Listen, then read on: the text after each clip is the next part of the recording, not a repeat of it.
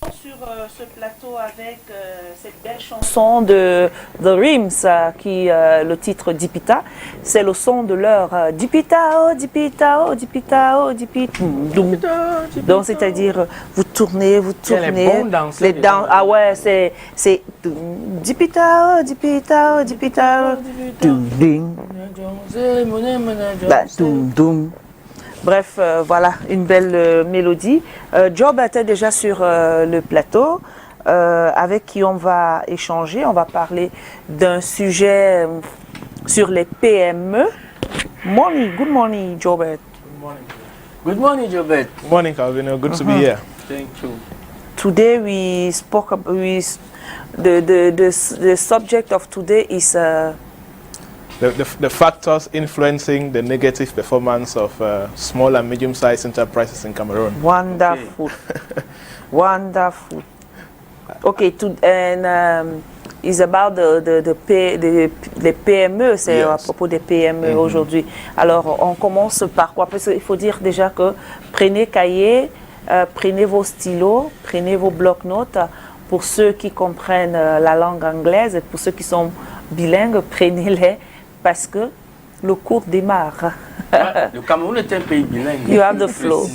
All right. Thank you so much, and it's good to be here for the second time to lead this business training session.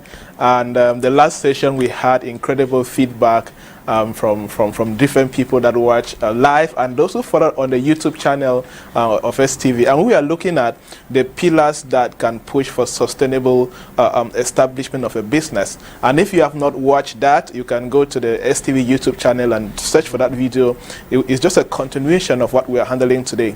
And many people did raise a very important point that they get to face certain problems as they run their small and medium-sized businesses. So that's why I decided that today's session we are going to handle those negative factors that influence the negative performance of small and medium-sized enterprises in Cameroon. And I'm just going to list the factors, and we're going to focus on the recommendations. If you are going through this problem, what can you do to sort out this problem?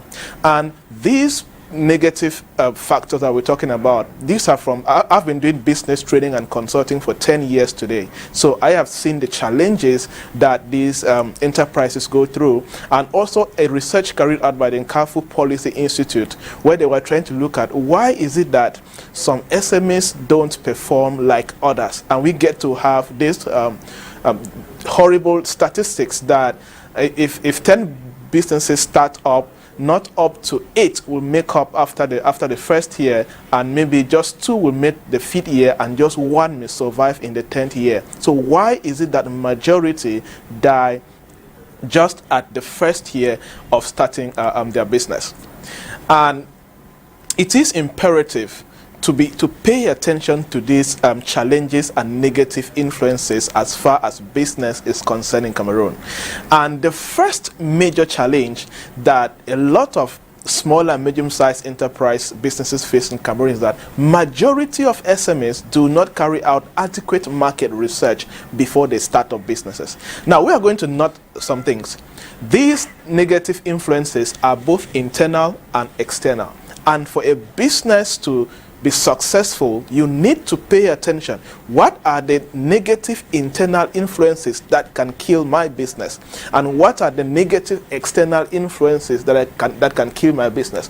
One good thing about business problems is that there are always solutions to every business problem. I am not saying that it is easy to solve the business problems you will go through, but I'm saying that it is possible to solve every business challenge that you will face.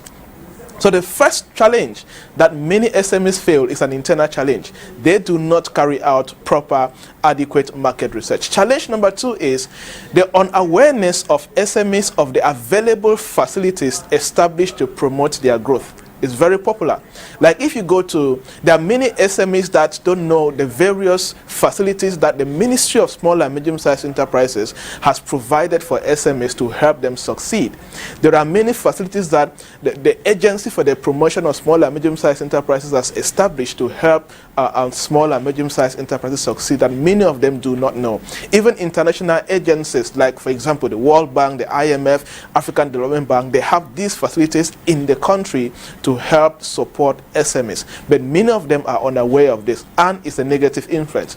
The third negative challenge: inadequate access to financing by majority of SMEs. If you talk to many entrepreneurs and many business owners, among their top 3 challenges, they will mention money. I don't have enough capital to start a business. I don't have enough capital to increase my business. But then what can you do in this case? I'll be telling you that what to do. Number 4, low-level expertise and lack of qualified staff. This is one of the major negative influences of SME performance in Cameroon. Lack of or low-level expertise to the promoter of the business, and for people that already have interns and staff, their staff are not qualified enough to run a successful business.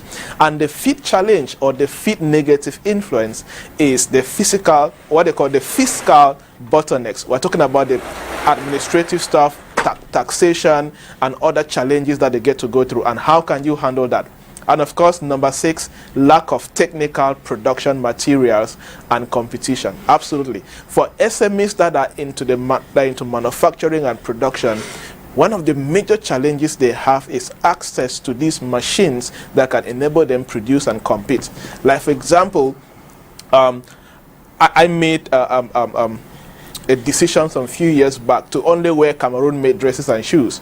And sometimes I have some of these fashion designers that have a lot of commands, but they don't have the machines to match up the production of the commands that they have. And that is a negative influence to their businesses. Sure. And we're in a setting whereby many Cameroonians in the diaspora would love to wear Cameroonian dresses. And they receive a lot of these orders, and these SMEs struggle to meet up with production because they lack this technical assets or production machinery to make it work. That is why most SMEs in Cameroon lack or possess inadequate technical materials for production to meet up their demand, and they are unable to compete with their foreign counterparts. So these foreign companies come with heavy capital and heavy assets, and they take up the market, and our SMEs tend to struggle.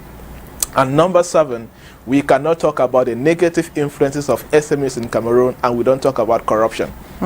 Corruption has killed a lot of SMEs in Cameroon, in many offices.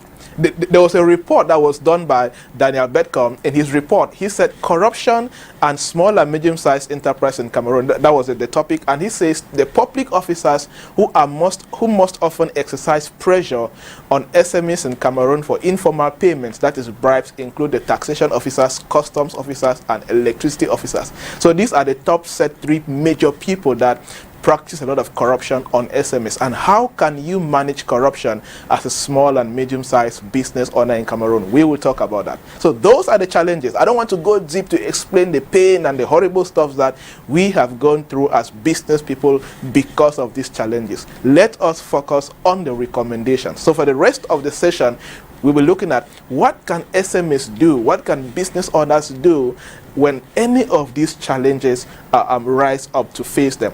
And some of you will be listening to this now, you will be going through one of these challenges.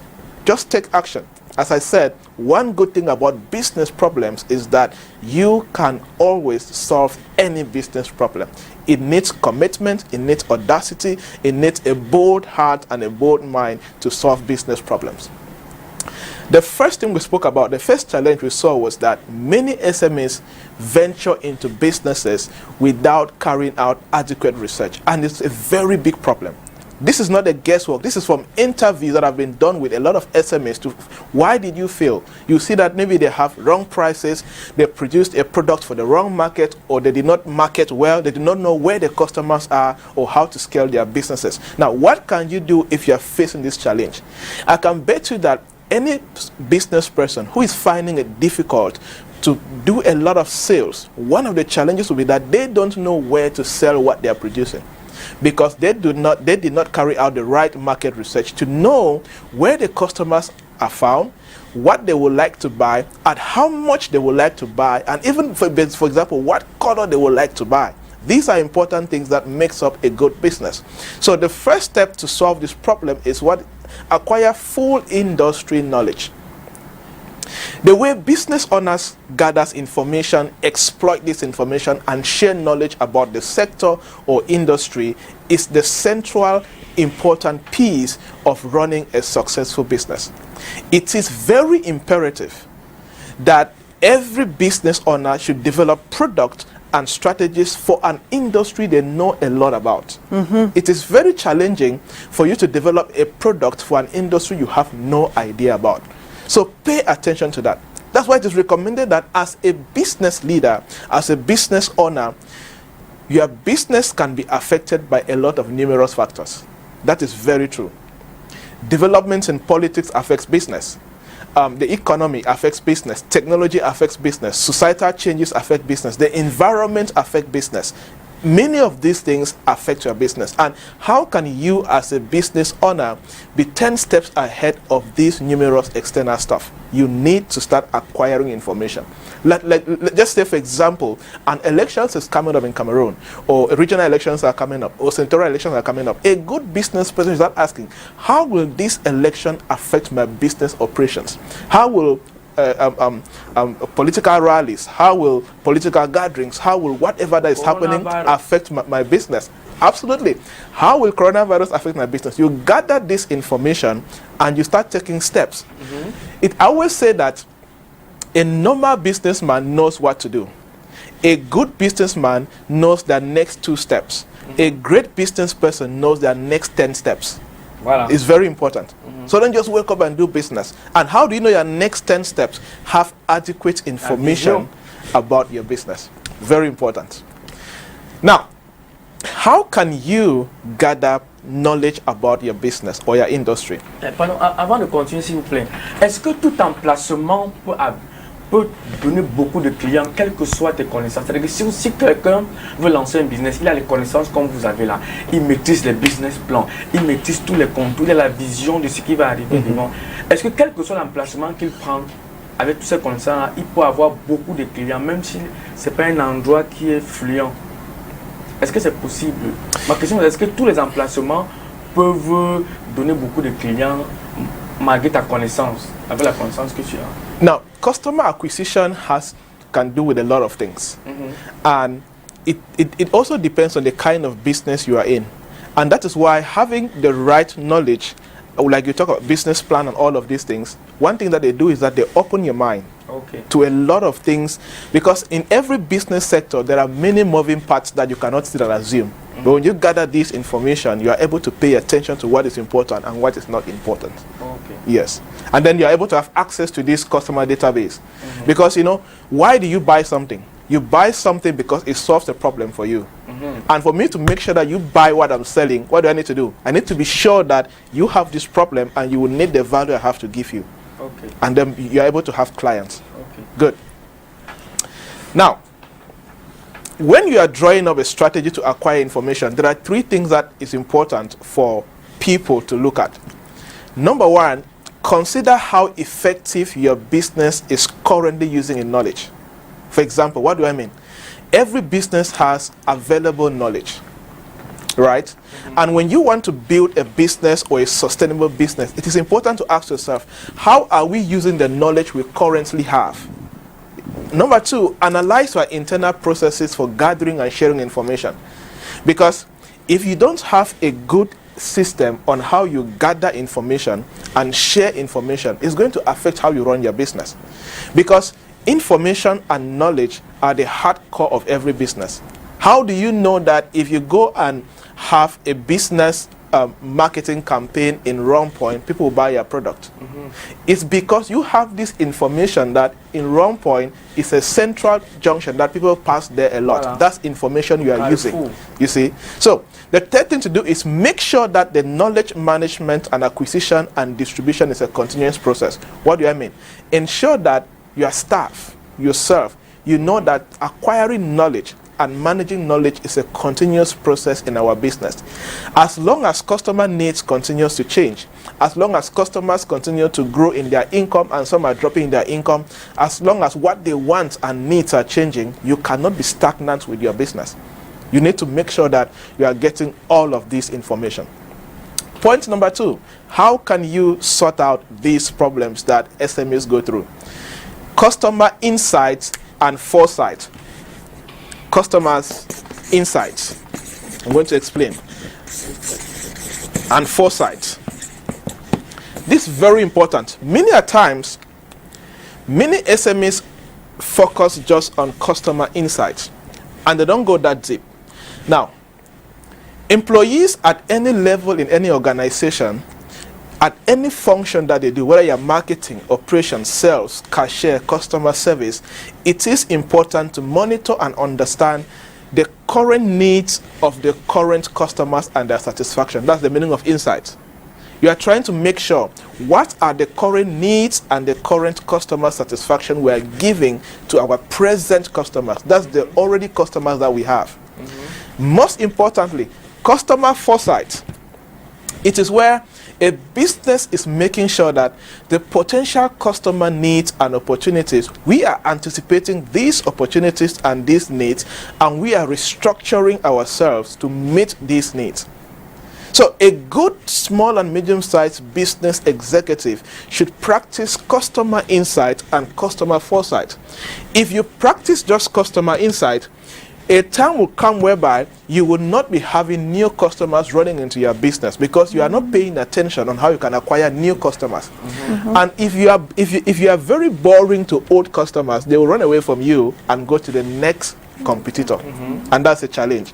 So customer insight makes you to understand what are the current needs and how are we satisfying our current customers. What do they like from us? How can we make sure that they are very satisfied, we exceed their expectations and keep them closer to us?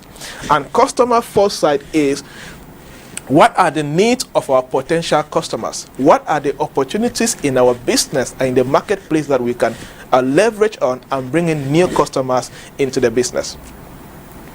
Business leaders should know customers' needs, what they think of their business, operations, and products. This is very important.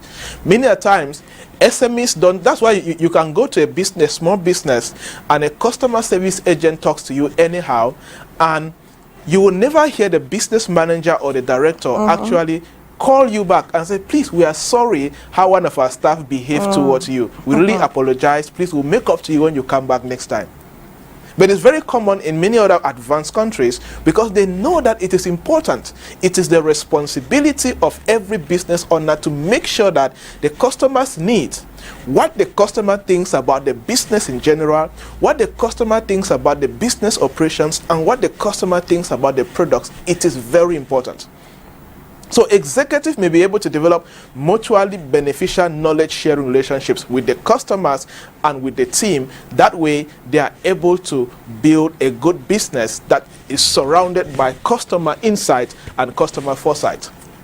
The next important piece to solve the business challenges that SMEs go through is competitor insight and competitor foresight. Now, when you pay attention to the customer insight and customer foresight, you also need to look at competitor insight and competitor foresight. What does that mean? The extent to which employees in a business, they need to pay attention to understand and respond to competitor strengths and weaknesses. That's customer insight. They're able to look at, based on the current competitors that we have right now. Let's take an example. STV, for example. Let's say that STV wants to practice competitor insight. What they will do is that they're going to pick out all other TV houses in Douala and put them down and look at what are the strengths and the weaknesses of all the media houses. That is competitor insight. You're trying to dig deep to understand what they are doing right and what they are doing wrong. Because one of the best ways to build a good business and have a good market share or be a good business leader in your market is for you to pay attention. What are the competitors' strengths and competitors' weaknesses? What you are doing is competitor insight. Don't just leave it to chance. You will never know when a business will kick you out of the market. What do I mean by competitors' foresight? Is when you are paying attention to new market entrants and potential competitors. You are like, maybe you hear that this, maybe you are watching the news and you hear that there's a new company coming in from this country to establish a branch in Cameroon. What you need to do is start looking at who are the new market entrants or potential competitors that can affect my business. Competitor insight and foresight also involves questioning competitors. What do I mean? It involves asking the following set of questions and having brainstorming meetings with your team members to see how you can take advantage of what is coming. What are some of the questions that you can ask when you're practicing competitor questioning? Number one, how are major competitors performing? One of the most important questions every business owner should be asking in the marketplace. Remember I said last time, what makes an economy? It is industries that makes an economy. For example, in Cameroon, let's say the media industry, telecommunication industry, fashion industry, food industry, the hotel industry. These are industries that makes up the Cameroon economy. And in every industry, there are companies that makes up an industry. Like, let's say the media industry, newspapers, publishing houses, TV houses, radio houses. These are companies that makes up the media industry. Now, any player in any industry needs to pay attention to competition in your industry. And how do you do that? You need to do what I call competitor questioning. You ask the following question. Number one, how are major competitors performing? How are people around us in our industry, how are they performing? Those that are performing good, pay attention. Those that are performing bad, pay attention. Number two, how much are they charging? Of course, in every industry, there's exchange of money and value. Your company is asking, how much are they asking for their services? How much are you asking for your services? The third question is, are there any new entrants into the market? Are there new companies coming into our industry? What are they bringing in new? What are they going to do different that we are not doing? The fourth question to ask when you are doing competitor foresight is, have any significant new products been launched? See, in every industry, there are products that when they are launched into the market, they change the face of that industry. Yes. Wow. In every industry. Yes. Like, for example, let's take the photography industry. The days of Yashica, right? You do Yashica camera, they say, wait, let me go and print picture and come and give you. But now, when digital cameras came, it changed the face of photography industry. Now, when Instagram came, it changed the face of photography industry.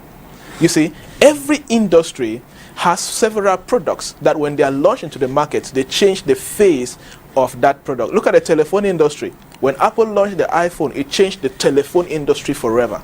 And as a business person, as a small and medium-sized enterprise, whether you're in a small quarter, whether you're in a small community, whether you're in a town like Douala, start paying attention. Have any new significant product been launched in my industry? How will that affect me? One of the things that will happen is that a significant product launched by a competitor will take away some of your customers. When you anticipate that, which is competitor foresight, what can you do to make sure that a significant product should not take away your customer? It's important. And the next question to ask when you're doing competitor foresight is, who is on the most innovative initiative?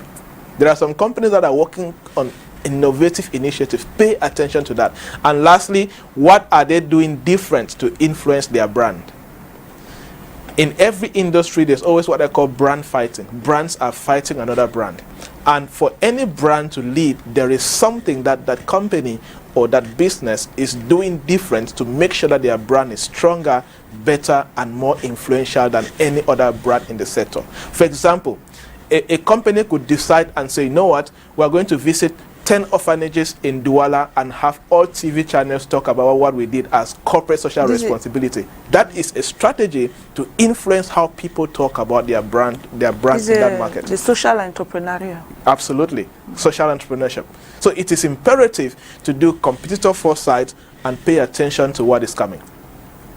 The fourth thing that business owners need to pay attention to make sure that their companies or business are not struggling is effective operations and internal governance. When I talk to SMEs that I work with and they're struggling to have very good businesses, when you start going deep into their companies, you see that they have very poor internal governance structure. Like, for example, they don't have a clear system on how they record money. So the promoter or the proprietor comes and take money from the drawer anytime and go do whatever they want to do. Or somebody comes, a friend comes, or go and take one man and remove it from the drawer and pay. There's no process that tracks finances, that tracks money. That's internal governance. How will your business not die? And what are we supposed to do? Absolutely. When it is like that? Perfect. So you need to set up an effective operation system or an internal governance system, which says that when money comes to the drawer, like payment of goods and services, before money leaves, it should be duly signed by maybe the manager or the customer service head or whoever is in position. That is why having people in the right places is good for your business. You see, so an internal governance system this is how we should be doing things. This is a process. So thriving few businesses intentionally pay attention to increase business productivity and efficiency by making better use of in-house expertise and master internal governance. Don't allow important parts of your business to be moving anyhow. Have important internal processes and let your staff know, as far as money is concerned, for money to leave the business for any expenses, this should be the process and this should be approved by this person. For goods to be given on credit, this is what we need to take into consideration before goods are given on credit. For this to happen, set very clear internal governance and educate your staff to know how to implement these internal governance. That is when you have a good business. But a business without internal governance, give it 2 years, it will die. And one of the first things that will happen is that you will notice that the capital has disappeared. Right? Somebody will say that, I don't know where the capital went to. The point is, you are not tracking how you are using money, so the capital disappeared to things that you are not paying attention to. So business owners must go through operations design in order to be effective in their operations. Operations design create a system made up of processes, tools, and templates. Templates are like a step-by-step process within which the business understands the structure, and most importantly, they can prioritize projects and connect to the business strategy and make sure that no negative action is taken that can break the business or influence the business negatively. Number 5, if you talk to business people, young business, especially young ones, they were like, I don't have money to grow my business. Now, the question is that, the point is that that money is not there. The point is many people don't know how to look for money. Because there are people that have money and they would like to invest in businesses or do a lot of things. The point is that as a business person, as an SME business owner, if you don't know the various innovative financing models available to you, you will not even know where to look for this money. The first, of course, thing that you need to do when it comes to starting up a business or running a good business, you need to have personal capital. Now, personal capital builds your credibility. It makes an external person to believe in what you are doing. Let's say you want to invest in my business. You'll be more convinced if I tell you that, Mr. Calvino, I have 10 million in this business. If you give me 10 million, we'll be very successful. You will trust me. But if you come and I'm telling you that, Mr. Calvino, this business is good, please give me 10 million. And you ask me, how much do you have inside? I say, nothing. You will not trust me. There's no credibility. There's no belief. Because when somebody has a part of their money into something, they can move heaven and earth to make sure it succeeds. It's true. But when it's just somebody's money, that's why a friend was saying that compare this philosophy to taxi men. When a taxi man is driving a car that is his, they take care of it very well. Yes. Right? Because it's their money. They have put some money into it. But when they're driving somebody else's car, the level of care that they put to that taxi is not as much as if it's their own. It's just normal for human beings. So one thing that happens is that many young people have ideas, but they have not decided to start up the idea, and nobody can give you credibility for what you have not started or for what you don't have investment in it. Number two, to raise money is know how angel investors work. Who is an angel investor? An angel investor is somebody who has money and is always looking for innovative ideas to put money into that. And there are a couple of angel investors in Cameroon, and there's even Association of Business Angel Investors in Cameroon. Go on Twitter and follow them. You see what they do. And you go to incubators and accelerators. These investors connect with these guys, partner with them, work with them, tell them what you do, and you can always get an investor that can put in some money into your business. Crowdfunding is another one. There are many international platforms that you can go raise funds and people contribute money to your initiative if it's innovative, if it's interesting, and they raise money for you. Pitching competitions. There are companies, there are embassies, there are international agencies that organize special pitching competitions for SMEs in Cameroon. If you need to know when these things are happening. I always advise young entrepreneurs to go and make sure that you follow international agencies and embassies and any business agency that promotes entrepreneurship in Africa. Follow them on social media so that when they are launching these pitching competitions, you are aware of them and you can take advantage, you apply, you go perform, and you do that. Grant is another way that you can raise money for your business. Bootstrapping. Bootstrapping is another way that you can increase your business. What is bootstrapping? Bootstrapping is a business model. It's a financing model whereby you decide that if your business, you have a small business right now, and it's making 100,000 francs as profit monthly, you can have an agreement with yourself and with your staff or whoever that you started that business with, and you agree that we are going to grow this business through bootstrapping. And bootstrapping means that you're going to agree a percentage of your monthly profit that you will reinvest back into the business. So you agree that, okay, if we are making, any time that we make profit, we'll always put back 85% of the profit back into the business and buy either asset for the business or increase stock for the business. That's bootstrapping. Many great companies succeeded today because of bootstrapping.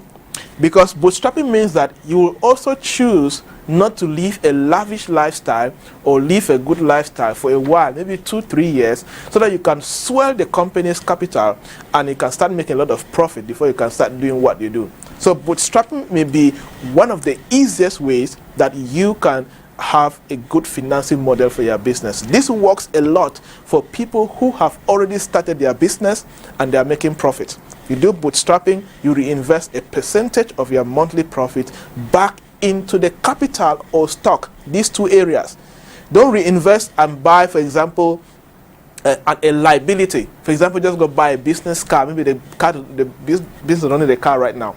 Make sure that you are reinvesting part of your profit into an asset that will increase the production or business operations, or you're increasing part of the profit into stock that you will sell that stock and make a lot of money out of it. The next challenge, we saw that one of the factors influencing business negatively is poor skills. The business founder and the staff itself, inadequate skills. So skills? Competence. Poor competence. Yes, it's a very popular challenge in business. So what can you do? Continuous upskilling of employees is very important. It is recommended that for a business person, for business owners, they should intentionally always pay attention.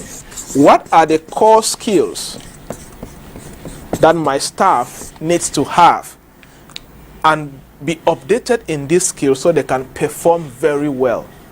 It's very important to pay attention to that.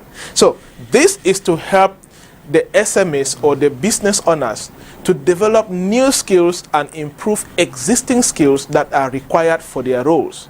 For example, you cannot expect your customer service officer to relate with people professionally when you have not trained that customer service person on people management skills or on communication skills. So you need to upskill them and let them acquire new competence to be able to do what you desire. And there is something that happens when employees are upskilled. They have diversification of skills, meaning that they can take on additional tasks. What do I mean? You can decide and train your customer service officer with digital marketing skills, so that when the business needs extra hands in that department, they can always help and diversify their skills and serve the company. And it is confirmed and projected that any time that there is upskilling in a company, it increases the overall productivity of the company by at least 50%. Anytime that the staff have good skills, profitability can always increase at a very good percentage. Number 7, which many SMEs don't like to talk about, master government regulations and taxes. It's very important. One of the major things that many SMEs shy away from is the government offices and government taxes. You cannot run a business in any country and you don't know your government. That's the fastest way to kill your business. Every business is regulated by a government department or a government ministry. And it is very important that SMEs should know which ministry regulates. I have spoken to many SMEs, and when you talk to an SME, you ask, what do you think? Which ministry regulates your operations? They have no idea. So now, when they come the next day, and maybe they have the next day and they close your shop, you don't even know where to go. Absolutely. You see, so it's important that SMEs should master government regulations and taxes. The first step is know which ministry is regulating your business. Like, for example, if you run a business like STV, you know the Ministry of Telecommunications regulates your business. So if anything happens, that's where you should go first. Sometimes when things happen, SME owners don't know which office to go to, if their office is locked or whatever happened. The second thing is taxes. The tax, oui. Know the taxes you have to pay. Exactly. A good business person should know the tax code. Now, my experience proved that one of the high reasons that tax officers do a lot of corrupt practices with SMEs is that they go and intimidate SME business owners because they know they don't have adequate information about their businesses. One of the best ways to manage tax officials who are corrupt is to have the right information about the type of tax you are supposed to pay and when you are supposed to pay that tax. When they come to you and they're trying to raise their brass and what they do, it's important. You educate them to let them know that you know. When they know that you know, they will never come and harass you or be corrupt or take money from you. So don't leave this to chance. It is very, very important. Thank you so much, and I hope you had a great time.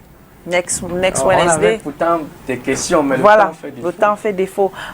Juste ici, donner la, il y a eu un grave accident sur la falaise de Tian ce matin, très tôt ce matin, et puis une collision entre un camion et un bus, un gros porteur. On parle de 5 personnes qui ont pu sortir, le reste calciné, y compris même ceux du camion. Voici la liste provisoire des personnes qui sont accidentées.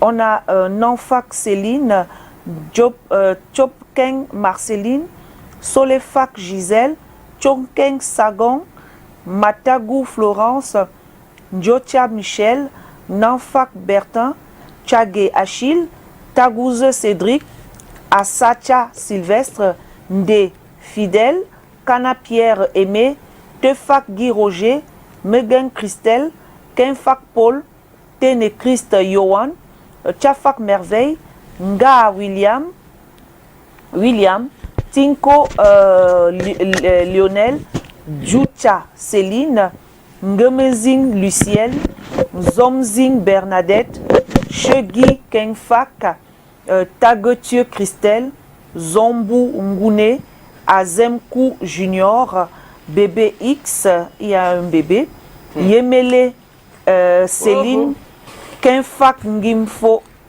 Vanessa. Décédé. Le bébé là a 1 an, 6 mois environ. Les personnes qui sont déjà à l'hôpital de district de Tchang, décédées. Alors,